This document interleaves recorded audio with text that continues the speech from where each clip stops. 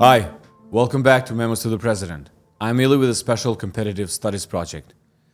We're releasing yet another memo, this one on Advanced Networks, and I'm here with the authors of this memo, David Lin and Ananmay. Welcome. Hi. So let's talk first, like with every guest, tell me a little bit more about who you guys are. Well, my second time on the podcast, so happy to be here. But my name is David Lin, Senior Director for our Future Tech Platforms team. And what we do is a little tech horizon scanning and comparative analysis of US-China digital ecosystems.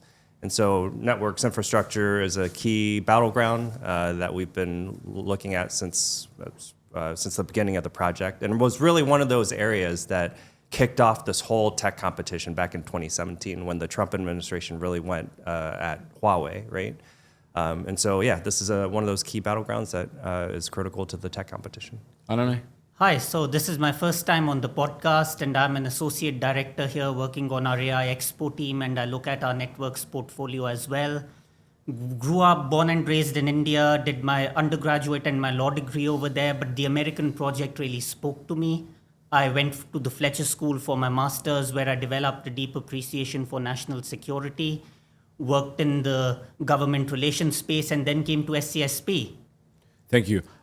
David, you started talking a little bit about this, but and I agree with you, the origins of the tech competition really between the United States and China really, I think, emerged around 5G. Mm-hmm. So can you talk a little bit about why this is important?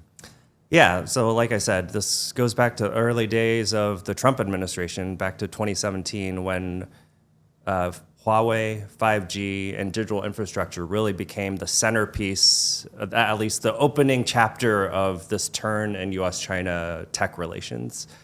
And it's a theme that has echoed in every subsequent strategic tech sector since, which is that digital infrastructure is a critical infrastructure and underlies any nation's technological development. I remember talking to a VC at the time recently about recounting the history of this. And it was no surprise to industry that we were offshoring, the digital infrastructure manufacturing capabilities to China.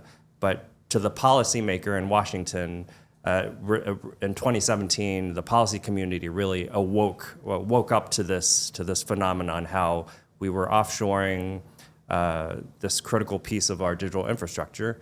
And the government at the time and the Trump administration at the time identified key supply chain vulnerabilities involved in this shifting dynamic and cybersecurity vulnerabilities that this posed as we offshored this capability to China. So this really kicked off a whole policy process where we spent a lot of time in government, and I'm sure industry spent a lot of time adjusting to how to deal with this shifting dynamic. Right. And I remember, David, when we were at the AI Commission, Mark Montgomery, retired admiral, was leading the Cyber Commission. And in his report, he had a global 5G map, which they took from Huawei's website.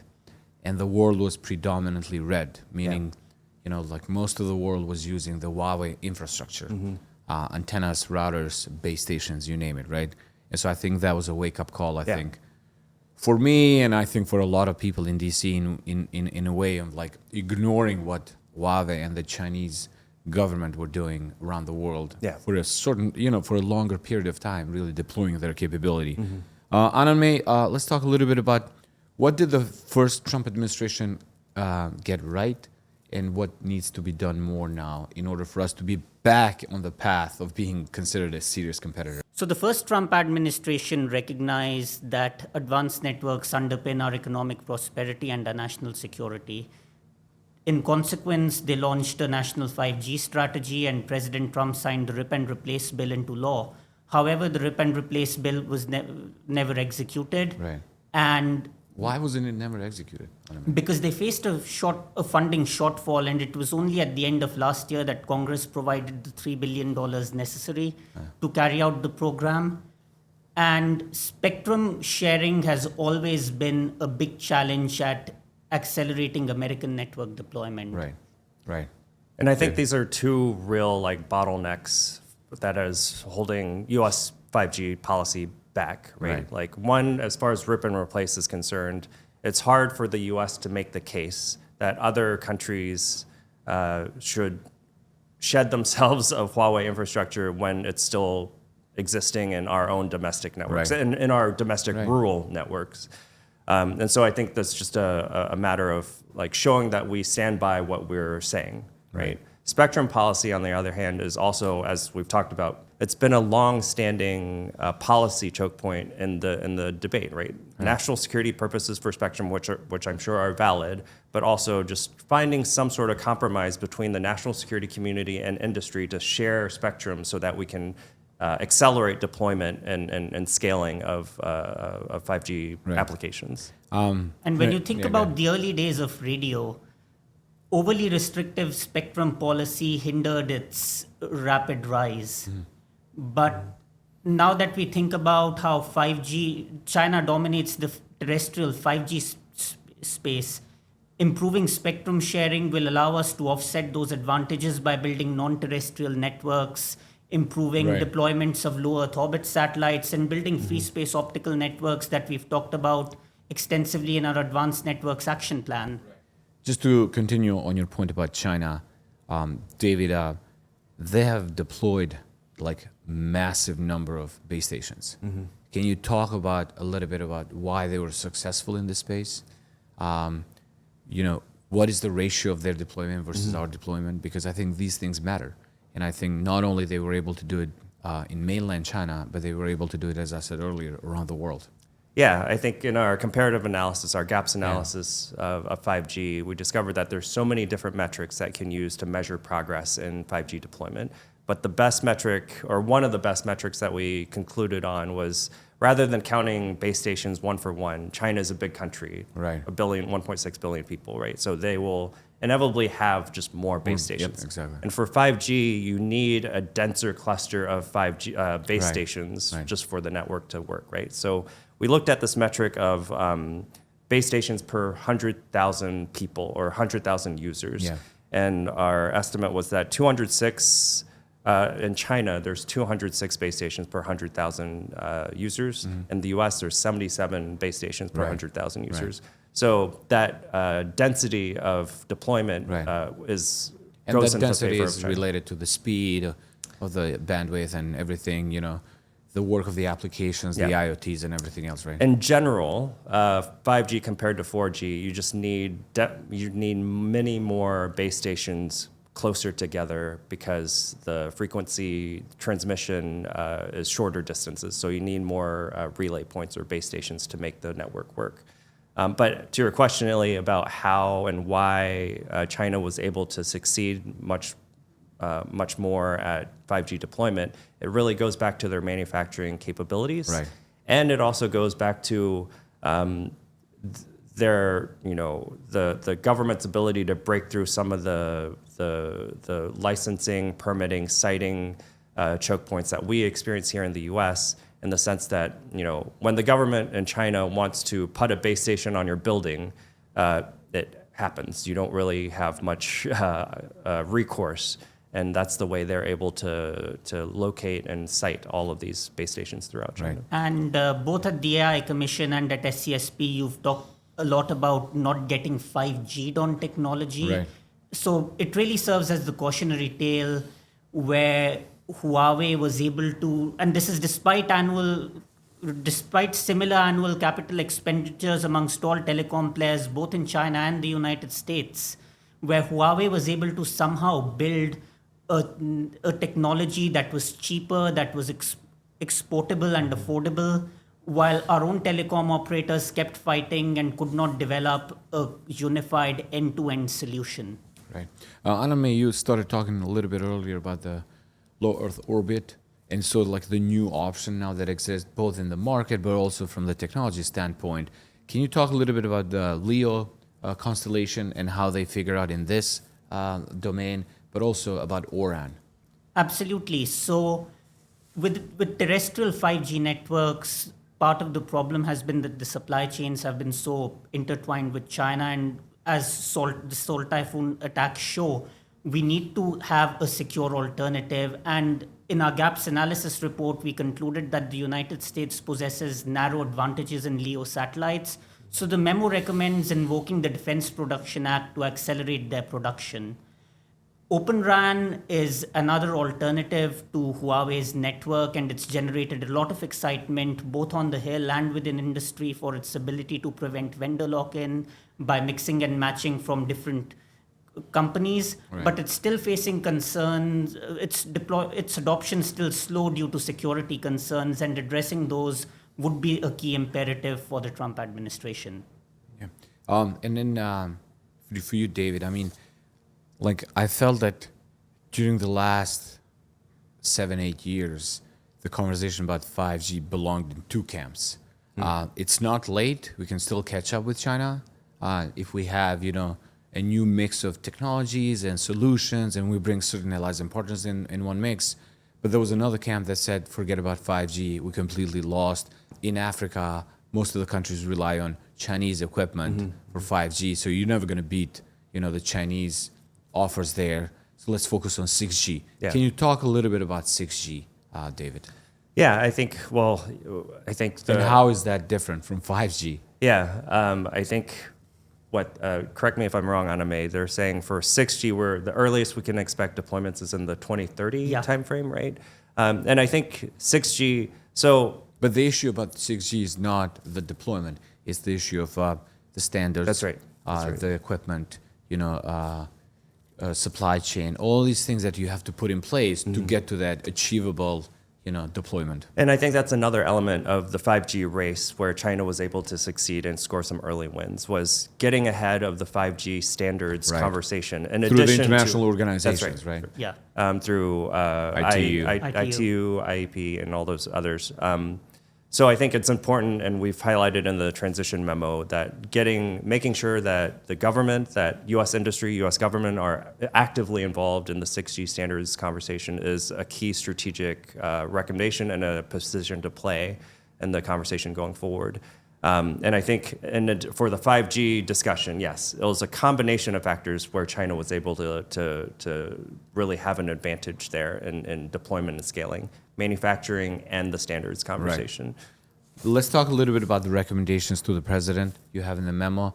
You have 3 big buckets of recommendations. Can you start, Ananmay, and then David, if you want to follow? Sure. Absolutely. So our first recommendation is to enable America to build 5G build the terrestrial and the non-terrestrial infrastructure in a nimble manner by cutting through the red tape. And the second recommendation is enabling the convergence between 5G and AI. And the next phase of the networks competition isn't just about faster connections, it's about empowering the next generation of AI applications throughout telehealth, throughout agriculture, throughout our national defense. So it's really about making that convergence happen. And the next recommendation looks at winning the 6G, laying the groundwork early to win the 6G competition. Early investments in the railroad after the end of the Civil War or at the start of the nuclear age yielded us advantages that lasted for decades. So to win that 6G race, we need to invest in the research and talent ecosystems early on. Yeah, David. Yeah, just to add on that, I think an interesting.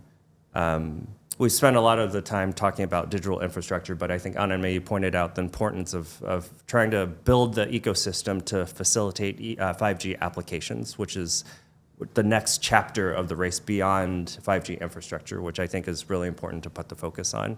Another point too worth adding is on the allied and partner side, in addition to ORAN, I think an interesting initiative that the Trump 1.0 administration launched was this Clean Networks Initiative, right, which was run out of State Department, which designated allied and partner 5G vendors up and down the supply chain stack that we deemed as trusted or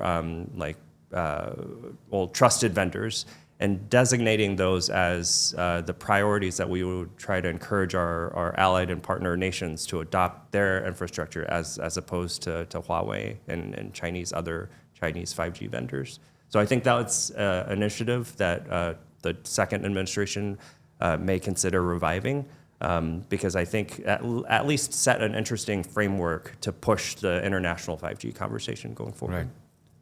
Right. So I think when I read your memo, three things stood up to me. Number one is have an exportable model to counter, Huawei's model, and that can come in different fashion today than it was 8 years ago, which I think also makes the spectrum conversation less relevant today than it was maybe 7 years ago, right? Because now you have the LEO options, you have the ORAN options, you have the AI-powered networks now that are maybe coming more into play now. The second piece was really building the manufacturing capability here, and with our allies and partners to have and to actually complement that first objective we have to have an exportable model. And the third one was really how do you restructure institutions for this competition? Can you talk a little bit more about the third piece of your memo? Well, maybe just to tee it up for Ananmay, one interesting trend that we noticed in doing the gaps analysis was that we looked at government and industry lists of how various U.S. stakeholders prioritize critical technologies over the past 5 years. And one interesting trend we saw with regard to 5G was that on U.S., in general, 5G had dropped off as a priority for industry and for government in particular. And I think that reflects a level of policy fatigue in the U.S. policymaking community, just because 5G was such a central point of the Trump 1.0 administration. I think as time passed, it just started to run out of steam a little bit. But I think it's worth emphasizing that digital infrastructure really underlies fundamental technology development in the nation. Right. AI won't work without connectivity, without networks that interconnect applications to data centers. Data centers won't work without networks. So it's really a fundamental critical infrastructure that is worth re-raising as a policy priority. Right.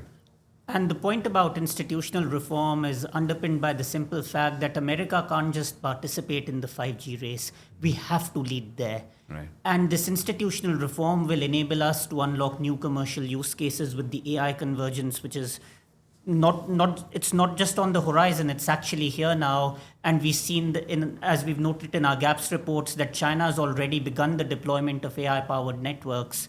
So unlocking these commercial use cases will encourage the private sector to step up, and the government can, by going through institutional reform, can really act as a catalyst for industry to fill in the gaps. Right. And, while the government was debating this issue, guys, I feel like Starlink took over by, storm. And so, as I said, this issue about connectivity becomes less and less relevant in terms of the classical thinking that you have to build antennas and base stations and stuff like that when you have new capabilities emerging in the meantime. So in that space, where do you think this is all going to go? Well, I think the dream, is to have ubiquitous connectivity at high bandwidths and low latency wherever you are, either in urban centers or outside. Right. And that's the only way we'll get autonomous vehicles to work or autonomy writ large to work, is if you have this ubiquitous connectivity. And I think that requires a combination of terrestrial and non-terrestrial networks, right? And so as we talk about this, as we think about an overall strategy, I think it's important to not over-calibrate on any one, technology. It has to be a combination of several for the whole ecosystem to work. That's a good point. Yeah. And to echo David's point, the next phase of the 5G race is going to be about AI-powered IoT applications, and we can't just think about it in terms of faster connectivity. We have to integrate technologies like advanced manufacturing and revitalize our domestic manufacturing base. At the same time, while the next generation of networks will power better AI itself will improve network reliability and security. So making that convergence happen is key to winning the next phase of the race. So David, let's talk about the fundamentals of this technology, because at the end of the day, you can have the best ideas in the world about deploying this technology and the purpose of this technology, but if you don't have the manufacturing base, then we're nowhere close to being there. Yeah, and this is an industrial base that the United States used to have, right? We had U.S. companies like Nortel, for example, that used to manufacture digital infrastructure or digital equipment here in the U.S., but left to the free market forces, the economics of it didn't make sense. Digital infrastructure, the industry, is not a super lucrative industry. It takes a lot of capital expenditures to build this stuff. And when you sell it, the margins are pretty slim. Again, this echoes across several strategic sectors. Semiconductors, similar situation. Takes a lot of money to build a fab. You have to have extraordinary high yield rates to make adequate profits off of it. Similar situation in digital infrastructure. And so these are skills that the United States used to have. This is an industrial base that we used to have, but regaining it will be much more difficult, and that's where the government has a role to play. Let me, David, ask you one more question, which I think you're really well suited to answer. Number one is, every time I think about advanced networks, I think about communications during the times of conflict, because these are the most critical, probably, elements that we as United States have dominated during the Cold War and post-Cold War. Satellite constellations, our ability to communicate fast. Yeah. The war fighters and weapon systems we have in place are all tied to, communication systems, right?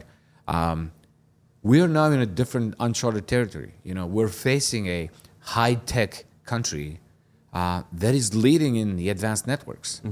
And so, do you still think this is important for the warfighting purposes?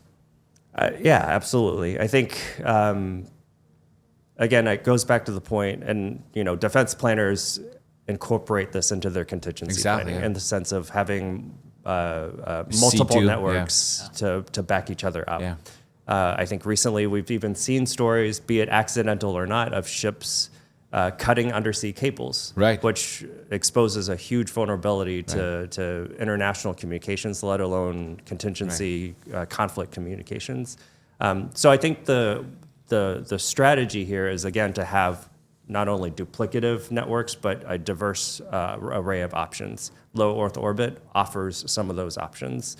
But again, it comes down to having both terrestrial and non-terrestrial networks so that you can back each other up. Yeah, and to your point about the satellite constellation, I think the Russian attack first against Ukraine happened in space, not on terrestrial capabilities, because they wanted to blind the Ukrainian forces as they were doing the invasion, right? Yeah, and yes, LEO is important, but let's not forget about MEO and HEO as other orbit networks that each offer their own strengths and weaknesses, or costs and benefits. So, Ananmay, last question for you.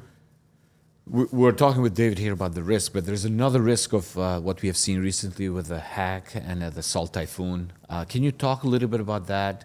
What was that, number one? Number two is, what is the risk of that? Or, are telecom companies really being at the forefront of this, cyber, I don't know, how would I call that? It's not a cyber attack. It's like a cyber penetration and consistent presence on our network. Well, and penetration is certainly the right word here, because as we saw in the Wall Street Journal story a few weeks ago, the virus was embedded deep within American networks for years, and we did not even know. And it compromised communications at our highest levels of government, including the personal cell phone of then presidential candidate Donald Trump. So it's really a matter of national security. And if our own networks are vulnerable to this, think about how this will make American companies, like providers like AT&T and Verizon, less compelling options internationally if they can't be secured they can't be secure and trusted. Well, thank you both of you for this incredible memo, because this is an important topic, and I hope that next time we record another episode on this topic, we have at least moved forward on actually doing something about this issue. I'm with you. Advanced networks is really the underpinning of everything we think and talk about AI and all these emerging technologies. And so getting this right, having an American solution to the Chinese options, I think is really critical for our national security, our economic prosperity, and, or sort of like standing in the world, because at the end of the day, most of the world ends up using Chinese networks, Chinese antennas, Chinese base stations. I think we have lost the technology competition. So I think we need to move much more aggressively, much more faster in this space. Thank you to both of you for the memo. To those watching or listening, this was another episode of Memos to the President. Topic was Advanced Networks. We have a big summit coming up on March 6th on AI plus Advanced Networks and Advanced Compute. Please join us there in presence or watch us online. Thank you again.